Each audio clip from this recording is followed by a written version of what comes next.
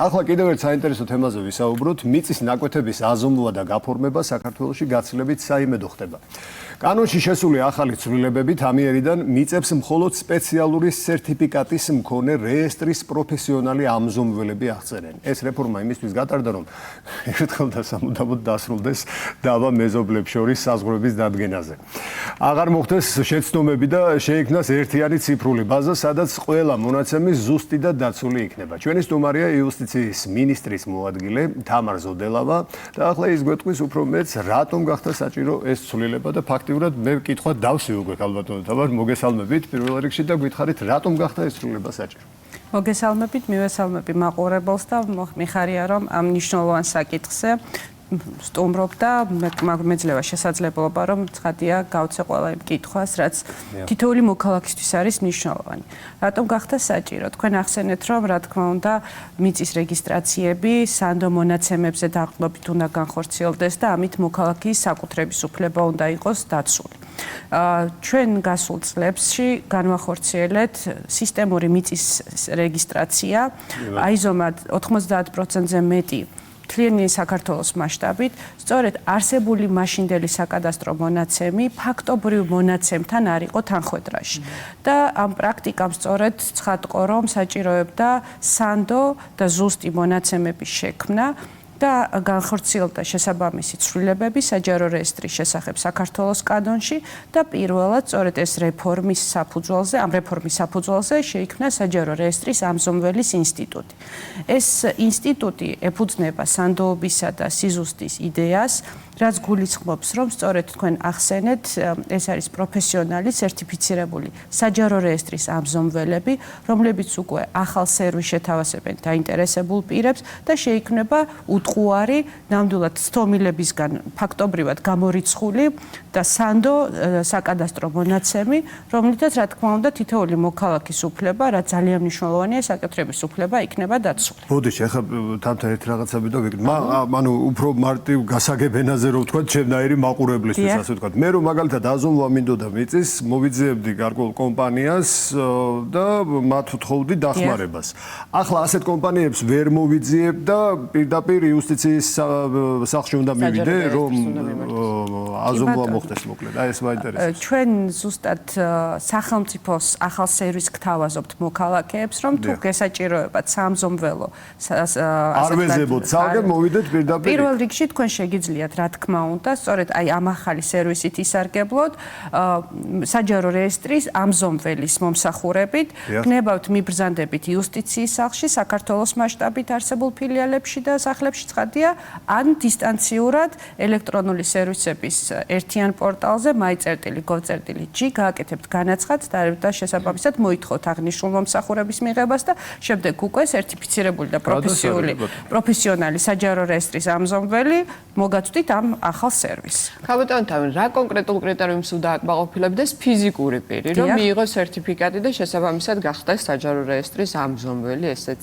ალბათ დაინტერესებს. საჯარო რეესტრის აქამდე კერძო სექტორში იყო. მე შევეხები ასევე მეორე ნაწილსაც თქვენ ახსენეთ კერძო ამზომველები, მაგრამ პირველ რიგში ვისაუბრებ საჯარო რეესტრის ამზომველებზე.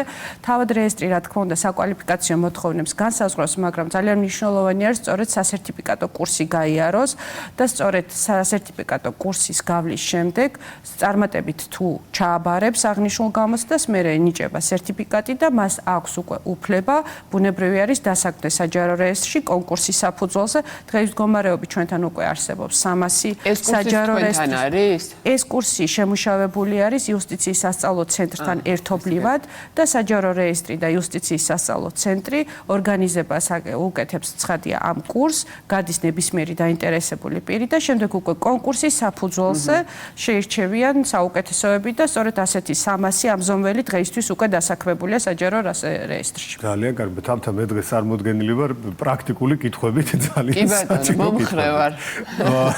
ამ ცვლილების შემთხვევაში, აი როგორ აისახება ეს მომხმარებელზე, გაიზრდება თუ არა ფასი ამ მომსახურებაზე, ამ გონილებას საზომვა ესაჭიროება მიწის ნაკვეთი. ჩვენ გვიხარია რომ საჭიროება და ვიცით რომ საჭიროება მართლაც დიდი არის და ბუნებრივად სწორედ ეს ახალი სერვისი არის მოქალაქეზე საჭიროებებზე და ინტერესზე მორგებული. რაც შეეხება თავად ხარისხს და საფასურს.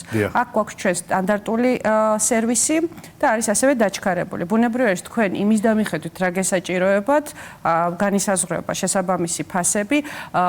თქვენ შეგიძლიათ დეტალურად გაეცნოთ ამას უკვე საჯარო რეესტრის ეროვნული სააგენტოს ოფიციალურ გვერდზე, ნაპრწეთელი G, ყველა იმ დეტალზე, იმიტომ რომ იქ არის რა თქვა კვადრატულობაზე დამოკიდებული რა ტიპის აზომვა გესაჭიროებათ. არ უნდა ველოდოთ, მოკლედ ფასის კუთხით, ხო? ეს არის ახალი სერვისი, რომელიც მოქალაქისთვის არის, ეს არის სანდო სერვისი და ბუნებრივად სახელმწიფო უზრუნველყოფს სწორედ სანდო და ზუსტი მონაცემის შექმნას და თქვენ გაქვთ შესაძლებლობა ბუნებრივად არის, რომ ამ სერვისით ისარგებლოთ და მიიღოთ საუკეთესო პროფესიონალისგან ეს მომსახურება. თქვენ აღნიშნეთ სანდოობა. დიახ.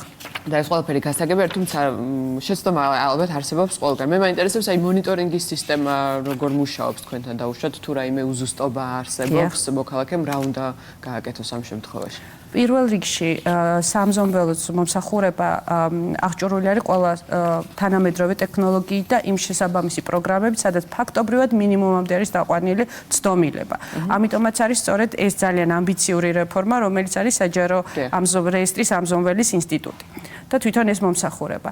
თუ ჩვენ საუბრობთ ზოგადად საკადასტრო მონაცემით ცდომილებაზე და ეს გამოიკვეთა უკვე, როდესაც მოქალაქე მოგმართა და სურს, თქვათ, მიწის ნაკვეთის დარეგისტრირება ცხადი არის, მაშინ მოუწევს ამ მის დაკორექტირება და სწორედ ამ დაკორექტირების პროცესშიც ეს სერვისი უკვე ხელმისაწვდომია და მას აქვს შესაძლებლობა და პირიქით უნდა ისარგებლოს კიდევაც, რომ მისი უფლება იყოს დაცული. ანუ თავად სარეგისტრაციო პროცესში თუ გამოიკვეთა, იმიტომ რომ იქ მხოლოდ აზომვითი ნახაზი არ არის, იქ სხვა მონაცემი არის, რომელსაც უნდა დადარდეს, შემოწმდეს და იმის მიხედვით დადგინდეს, არის თუ არა ეს რა თქმა უნდა სანდო მონაცემი. დიდი მადლობა, მოკლედ მე მგონი ძალიან საინტერესო სიახლეა ჩემო თამთა. ამ ყველაფერს სხვათა შორის ერთი კითხვა მაქვს ვეკიდე. აი, როდის და როგორ მოხდება ამ ახალი საკადასტრო სისტემის, ასე ვთქვათ, ციფრულ პლატფორმასთან ინტეგრირება? ამაზეც რო გითხრათ. ეს უკვე ინტეგრირებული არის.